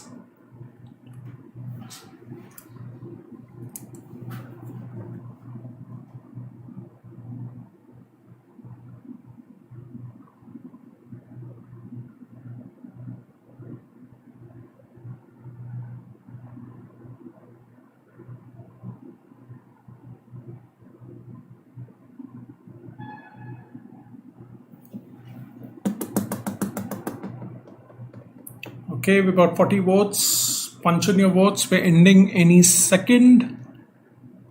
Done. Okay. Whoa! Look at the split. Interesting. So Bravo 47%. Okay, so almost half of you have chosen Bravo, and then very interestingly 17, 17, 17 split between Alpha, Charlie, and Delta. Okay, so this is interesting. But most of you chose Bravo. We'll look at all of them. There are words here: facetious, ironic, indignant. Okay, now folks, if you're not aware of these words, it's fine, but let me tell you one thing: these are not extremely rare words. Okay, these words, if you've been reading regularly and if you've been reading good content, okay, and again, all of you are at different stages of reading, that's fine, but the idea is to come to a stage where you're reading sort of like complex content and good content. So if you're reading good content and reasonably difficult content, you will find these words. These words are common. Okay, so make sure you understand these words. Facetious basically is, I'll explain these words quickly and then we'll look at it. Facetious is, if I'm being facetious, I'm taking a serious matter in a very light way. Okay, so let's say for instance, let's say I flunk an exam. Let's say I don't pass an exam. And I'm like not bothered about it. I'm taking it very lightly. I'm being facetious about it. I'm being facetious about my exam because it's a serious matter and I'm not taking it lightly. Let me give you another example, very relevant to you guys. Reading is very important for verbal ability. If some of you are taking reading lightly, you're being facetious about reading. Okay? And it's true because reading is extremely important. So if you're being taking it lightly, you're being facetious about it. Okay, all right. Ironic is a very interesting word. It's basically, see, it's got different meanings, but in this case, if there is a situation, okay, any kind of situation, and you're expecting an outcome of that situation, a certain outcome. Let's say you're expecting outcome A, but what you get is totally different. You get outcome Z, which is either completely opposite or very different from the outcome that you expected. You can say that that's an ironic situation. Okay, let me give you an example. For instance, let's say at work, you're working in a company, in your team, and you make a huge mistake.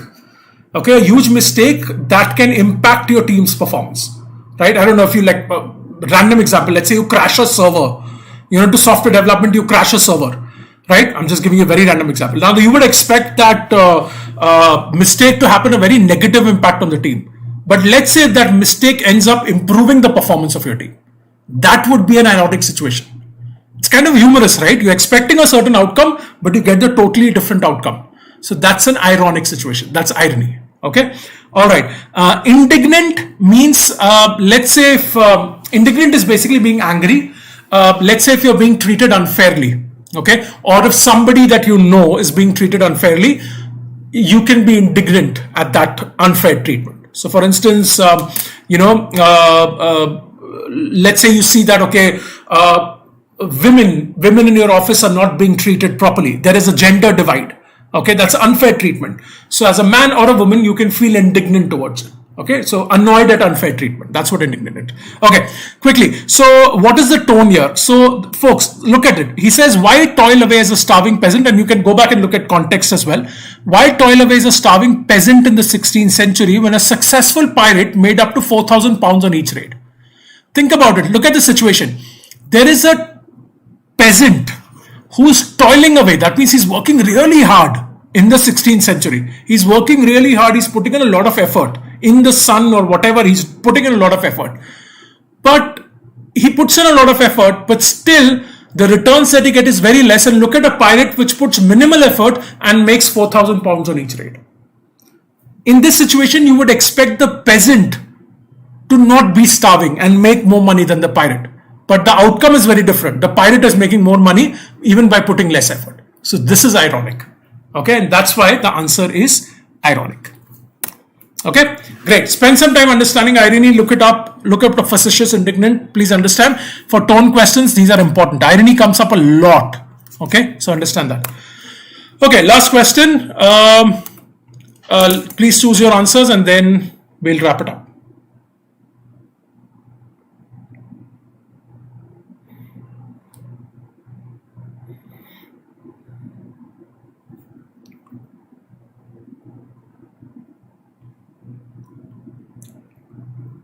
Okay, the poll should be up any second.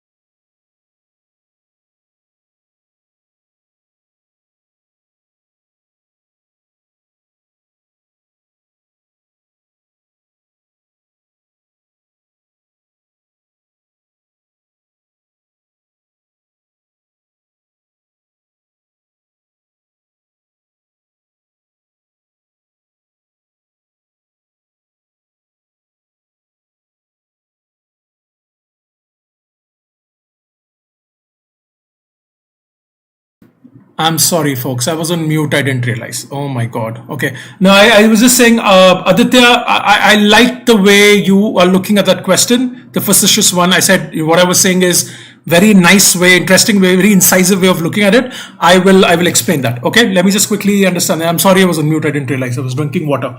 Okay. All right. So you guys are split. Bravo and Delta has 37-35, very, very close, Bravo and Delta, okay? And then we have Alpha and Charlie a little bit. Okay, let's understand. The author ascribes the rise in piracy today to all of the following factors. See, even if you don't understand what ascribes is, you can understand from context. He's basically saying what is responsible for piracy today. Attributes, okay? That's what he's trying to say. You can understand it from context. The author attributes the rise in piracy today to all of the following factors except. So there are three factors which are contributing to the rise in piracy. One factor is not, according to the author. Okay. Alpha, the growth in international shipping with globalization. Is globalization contributing to piracy? Is international shipping contributing to piracy? Definitely yes. It clearly says that. Go back and look at the passage. He talks about how globalization has increased piracy, how international shipping because of globalization has increased piracy. So this is a factor. Okay. Colonialism, disruption of historic ties among countries. We'll hold on to it. We'll come back to this. Okay. Charlie, is the high rewards via ransoms for successful piracy attempts. Is this a factor? It is a factor. He gives you an example of that French ship, right? That 2 million ransom and how Nigerian pirates came in to sort of get a piece of the pie. So this is a factor that has contributed to piracy. There are high rewards via ransoms, right? They get into it because they want that reward. So this is a factor. Okay. Now we're left with Bravo and Delta. Bravo says colonialism, disruption of historic ties among countries. Is this a factor that has contributed to increase in piracy? Because colonialism, basically European rulers, ruling different countries or conquering different countries and disrupting their historical ties because of this conquest. Is that a reason of piracy? That's what we have to understand. Decreased surveillance of the high seas. Has there been a decrease in surveillance and that has caused increase in piracy? Let's look at it. Okay. Let's start with decrease in, let's talk about European colonialism. Okay. 1 second. See, there is a point here where he says increased globalization has done more to encourage piracy than suppress it. Okay. European colonialism weakened delicate balances of power, leading to an influx of opportunists on the high seas.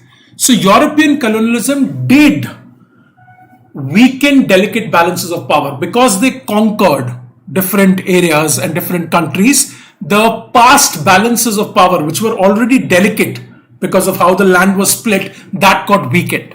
So colonialism did impact the balance of power, which led to increase in piracy. So colonialism was definitely responsible for piracy. What does the option say? We have one option that talks about that, right? Colonialism, disruption of historic ties among country. The passage says it has weakened the balance of power. Because they conquer countries, they have weakened the past balance of power. It's similar to what the option is saying, right? Disruption of historic ties among countries. Colonialism disrupted the balance of power, so it disrupted the historic ties among countries. That's where the sentence is coming from. So this is a possible factor that contributed to rise in piracy. Now let's look at Delta and then we'll eliminate. Okay, decreased surveillance of the high seas. Was there a decrease in surveillance? Is there anywhere that the passage says that surveillance was decreased? Think about it. You should have read it properly.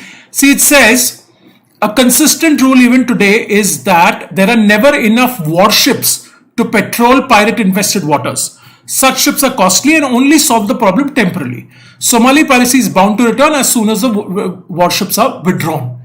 It's talking about not having enough warships. They want surveillance, but they just don't have enough warships because they're expensive. That's why they're not able to sort of tackle piracy. But does this mean that the surveillance was decreased? No. Decrease in surveillance is different from not having enough surveillance. What they're saying is they're concerned that we don't have enough warships. Oh, we wish we had enough warships, or the ships were not that costly, so we could have had more surveillance. The objective there is not to decrease surveillance. It's a limitation that they have. Okay, so that option is there to confuse you. The surveillance was not decreased. It's just that we don't have enough surveillance. Okay, so when you compare these two options now, folks, See, we have decreased surveillance, which is not a valid inference from the passage. Colonialism, definitely there is a mention of weakening the balance of power, which you can relate to this option. So if you look at B and D, D is definitely the better option. Okay, I understand that you might have a problem linking B with weakening the balance of power, but there is a connection. But there is absolutely no implication of D, and that's why delta is the right answer. Okay, all right, folks. So we are done. I think we've gone over time as usual. Typically, that happens with my sessions, unfortunately, or fortunately, whatever that is, however you look at it. Right. So just to wrap up, just remember for passage 1, what I would suggest is the content is abstract. Okay. So sorry, one second. The content is abstract. So what you should do is Google a few lines, look up the source, and try to read some more material out of that PDF. You'll find the PDF. Okay. Read some more material. Get used to this abstract content. It will help you. Okay. So read that. It's quite interesting. I'm going to try and read the whole PDF. And of course, look at the live stream, look at the questions, and if you want, you can revise it. Okay. All the best, and I will see you next Friday again. We will discuss 2 more passages. Please read the passages and come prepared in advance. Okay. Good night.